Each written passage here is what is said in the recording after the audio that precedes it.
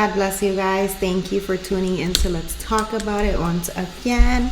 Today we will be a little bit on the briefer side, but we will be talking a little bit following up on last week's episode. If you have not tuned in, I advise you to tune in. Really great episode. The Lord has really been speaking to me through this season of life and everything I'm personally going through, and allowing that to be a point of connection, right? By bringing his word through everything that I'm going through. And I don't want to make it sound like something crazy, because maybe it's not, but I spoke about suffering, so we're going to continue that along, and we talked already about how to suffer well, and that suffering brings purpose. Now we're going to talk about other than how we should view suffering, right? We talked about rejoicing. If you watched it, you already know that. Now we're talking about, how do you wait? Oftentimes linked to when you're suffering, you're usually waiting on things to change. You're waiting on something to happen. Sometimes divine intervention, let's be honest. That is what's needed in the midst of whatever it is that we may be going through. And I wanted to talk about that. I wanted to talk about the waiting. What do we do when we are waiting? And obviously, for different circumstances, we're waiting on different things. We might be waiting on an answer. We might be waiting on intervention. We might be waiting on direction. We might be waiting on something specific for the Lord to speak to me. We're waiting for a door to open. We're waiting for, a mountain to move, a giant to be defeated. We're waiting on different things that would signal a crossing over, right? A before and after. We're waiting for something to interject in the story and change how things are. We're waiting for, many times, but Jesus. And it is one of my favorite mentions in the Bible. Like when I read stories, I love when I read but Jesus, because it marks a before and after. It marks a circumstance that is happening or was happening, and then it marks but Jesus. Not that he came into the story, because he's always been there, but Jesus. There is something that happens at that moment in time, or there is a word that is said by the Lord that changes things, that makes everything different, or things are about to change. And it is amazing. It's one of my favorite things when I'm reading. Joseph is one of my favorite characters in the Bible. His story ministers to me very personally, and I love how throughout his story, all these things, his brothers sell him. He then has that problem with Potiphar's wife, right? Trying to throw herself on him. And he then has to run. And I love how the story says, but Jesus. He gets thrown in jail, but Jesus. He gets sold to Egypt, but Jesus. His entire story is a before and after. So the enemy wanted this to destroy him, but Jesus made it work out for the good. And we know that that is a promise from the Lord for his children, that anything that is meant for evil, the Lord will turn it for good. The Lord will use that same thing to push you toward your purpose, which is why, again, last week's episode, suffering. There is purpose in suffering. Everything you are going to has a purpose. And not only will you see your purpose, but you will also be able to use that to minister to other people's lives. So the waiting. I cannot sit here and tell you, I will not have enough time to go over the different amount of times that I've had to wait for things. I had to wait before I got married. My husband lost his job and was going through a court case where he could possibly face jail time. We had to wait. We had to wait months. We had to wait almost a year for something to happen. And at that moment, we weren't waiting for a word. We were not waiting for confirmation. What we were waiting for was the Lord to open a door, for the Lord to be gracious. We were waiting for something that would completely change the dynamic of the circumstance. That's what we were waiting for at that moment. Then I had to wait for my first child. When I thought becoming pregnant would be super quick and easy, and it wasn't. And I had to wait, and the Lord ministered to me. And at that moment in time, what I had to wait for was the Lord's timing, the Lord's will to be done. Not on my terms, not on my time, but for him. That's what I was waiting on, his will at that given moment. And I've had to wait for so many other things after that. Like my husband, recently I shared, lost his job before we got this house. We had to wait, what's next for us. Continue waiting, this. I remember before I moved here, I had to wait on another job that would allow me to move. So I had to wait on the Lord. So what do we do when we are waiting? I can sit here and tell you what God did in all those different occasions where I had to wait on something to change. The Lord did great things, but I don't want to focus on what he did. Although he did many great things I would love to talk about, I want to focus on what I learned through waiting for all those different seasons of my life.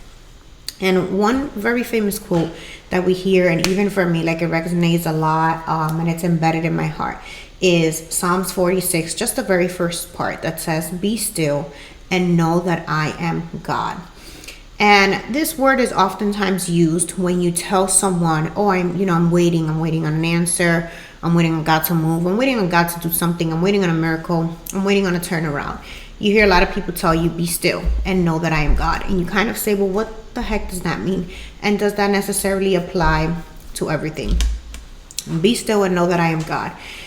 For me, this word in many different seasons of my life has fortified and lifted me up. It has held me. Like literally, that's what it's done. It's held me up. Kind of when your arms are tired and you want to bring them down, you need someone to sustain them. That is what this word has done for me in the midst of my waiting. It has reminded me that I need to depend on the Lord, right? And that's where that being still, and we'll get a little bit deeper into that, but it reminds me that I should depend on the Lord, not on my own strength, not on my own abilities, not try to resolve the issue by my means and what I can do, but to rest on the Lord and look for his direction. Understand how he wants me to respond in the midst of what I'm going through. Because a lot of times, let's be honest, it's not what we do. We're quick to be presented with a problem, and we're quick to start thinking, okay, how can I solve this? I just got laid off. I just got fired. All right, let's start moving things around. Let's start looking for it. We are so quick to respond. Like in the heat of the moment, we're quick to make very big decisions sometimes. And that's why a lot of things don't go well for us, because in the midst of trouble, what should you do? Be still. Pause. Hit the hard pause button real quick. Your emotions, your mind is going a mile a minute when you're in the midst of difficult circumstances and you want to make rash decisions, which we shouldn't do. We should learn to be still. Again, being still is not literally sit here and do nothing. We'll elaborate. What it means is your actions shouldn't be the first thing that pops into your mind. Leaning in on what am I able to do? How can I resolve this issue? No, Lord, before this even happened, before this even transpired, you knew it would happen. So for everything, you have a door. You have an out. You have a solution, and it is in you. Now I need you to minister to me. What am I supposed to do? That is being still. It is going to the Lord. It is giving it to the Lord, and it is having peace. That is exactly what it is, because the peace that the Lord gives us is not based on my circumstance, because oftentimes the circumstance does not warrant me to have peace.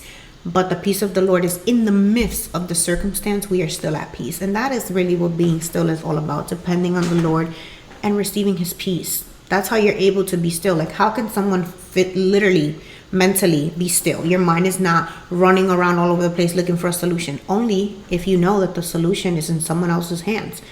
And a very trusted resource, someone that you know is going to come through. You are as cool as a peach. Like, you're just chilling when you know that somebody's going to come through for you. Like, if someone says, I got you, and you know you can trust that person's word, and that's exactly what it is with God. When our life is in his hand, you can chill, you can relax, and you can be still and be at peace, because he does have us 100% and has never failed us. And I love the last part of that is, and know that I am God. We have to have a very clear understanding of who we serve. And a lot of times as Christians, we don't model that, especially when things get tough. And the first thing we do is, again, take matters into our own hands, rapidly start making rash decisions. That does not mirror your trust in the Lord. That does the opposite. That's you trying to fend for yourself. And the Lord never asked us to do that. We should depend on him and recognize who he is, because when we recognize who he is, we are able to lean in, and we're able to just rest, like literally just be still, be at peace, know that whatever happens, it's his will. He has it all under control. He's never lost control of my story. I'm good. I'm going to be good regardless. Like, that has been my attitude in the midst of waiting, all these different seasons of life that I've had to wait on either an answer, a door to open, a giant to move. Right now, I'm waiting on either that, a door to open, a mountain to move, something to happen. And I know it's divine intervention. Something has to interject in the story and change everything. And I know that that is Jesus. I am waiting on a but Jesus moment in my life right now personally. But I am still, because I know who I've believed in. I know who I'm serving. And I'm calm. The circumstances don't warrant me to be calm or at peace. But the Lord's peace surpasses all understanding. It's not supposed to make sense, because the circumstance is not supposed to give you peace. The peace comes in the midst, even though you're going through trials, tribulations, whatever you're going through. So I really wanted to speak on that waiting, right? And what being still means. And it doesn't mean be stagnant. A lot of times we confuse that with be stagnant. Being still is more about your spirit, the state of your mind and the state of your spirit, right? Are you rumbling, going crazy, trying to piece things together and figure things out?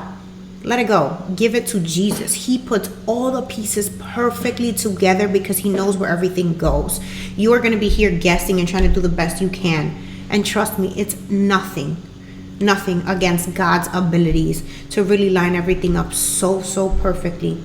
But that only happens when we're still. Again, this is your spirit and your mind should be still and trusting and rested in him. This is not about being stagnant. I'm going to do absolutely nothing. I'm going to kick back my feet and I'm going to wait for the Lord to do things. No.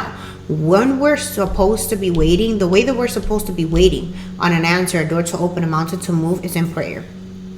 And in guidance of his word and the Holy Spirit. When we are particularly going through trials and tribulation, we tend to either lean back, where I'm going through it so bad that I can't even lean into Jesus. And other people are the opposite. They lean in even harder.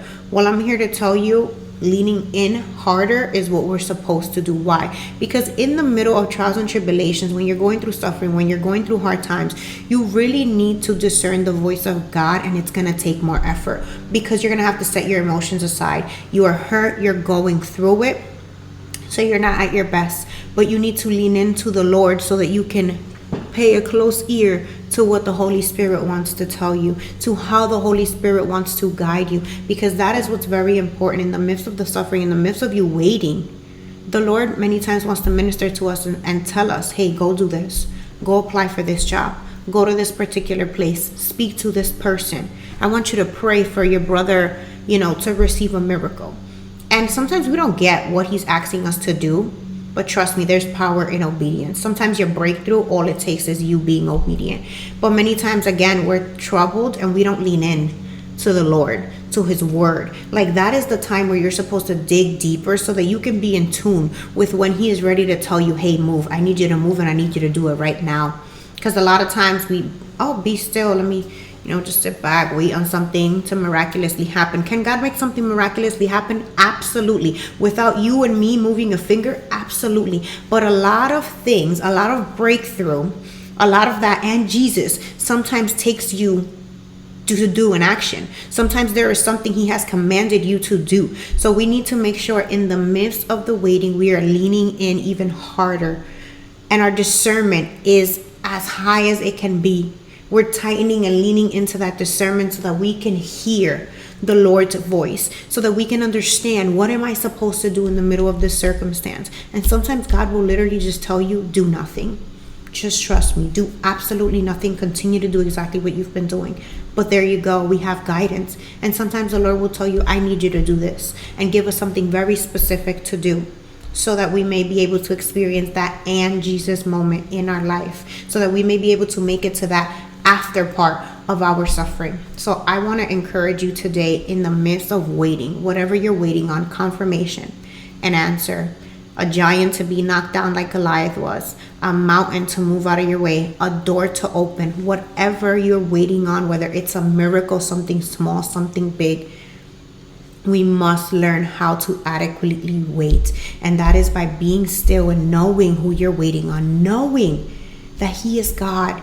He's got it, and he's got you 100% without a shadow of a doubt. So lean into that and have a still spirit. Be of a still mind where you are at peace in the middle of whatever you're going through, because you've leaned into the Lord. And you're so leaned in that you have the discernment and the ability for the Holy Spirit to minister to you. And you just catch exactly the direction that he is giving to you, the instructions that he is giving to you, so that you are able to get to that and Jesus breakthrough moment in your life. God bless you guys, and thank you so much for tuning in.